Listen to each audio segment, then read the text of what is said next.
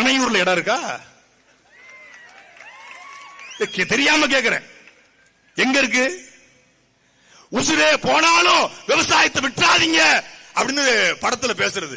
இங்க இந்த கிராமத்துல வேண்டான்னு சொல்றோம். வேற எந்த கிராமத்துல அப்ப வச்சுக்கலாமா? அப்ப இந்த கிராமத்துக்கு எதுக்கு வந்தீங்க? ஓட்டுக்கு வந்தேன். அந்த கிராமத்துல வச்சா வருவீங்களா? வரமாட்டேன்.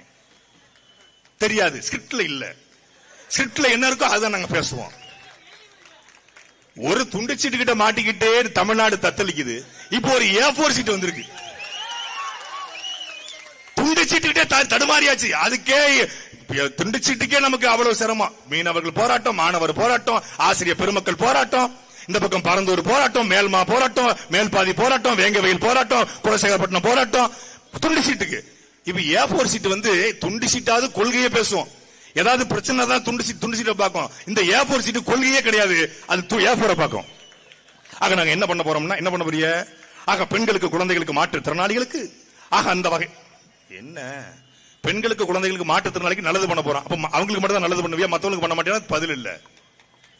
இதையும் ஒரு கூட்டம் ஆதரிச்சுக்கிட்டு சுத்திக்கிட்டு தெரிஞ்சிட்டு இருக்கு. அப்போ ஒரு மாற்று, எந்த மாற்று? ஒரு நோக்கம்.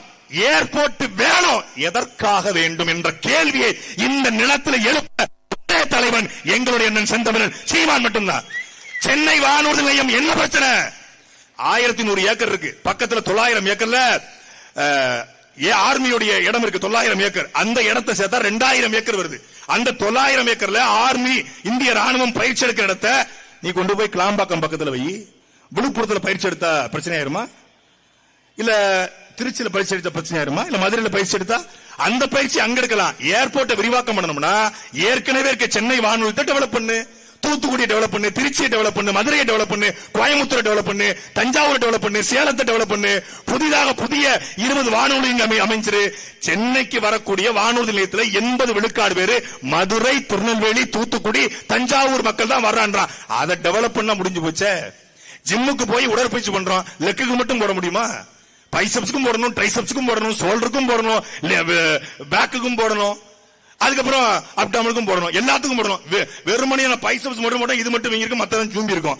இங்க சென்னை மட்டும் வீங்கி இருக்கு, மத்தது பூரா சூம்பி இருக்கு. எல்லாம் உடற்பயிற்சி மொத்தமா செய்யறா. 7 நாள் இருக்குடா எருமை மாடு, எல்லா பக்கமும் செஞ்சு விடுன்னு நாங்க சொல்றோம். அதுதான் வளர்ச்சி. அந்த வளர்ச்சியை தான் நாங்கள் கேட்கிறோம். அதைத்தான் சீமான் சொல்லுகிறாரு. அது மாறும். நீங்க 1100 நாட்கள் போராடிட்டு சோர்வடையாதீங்க.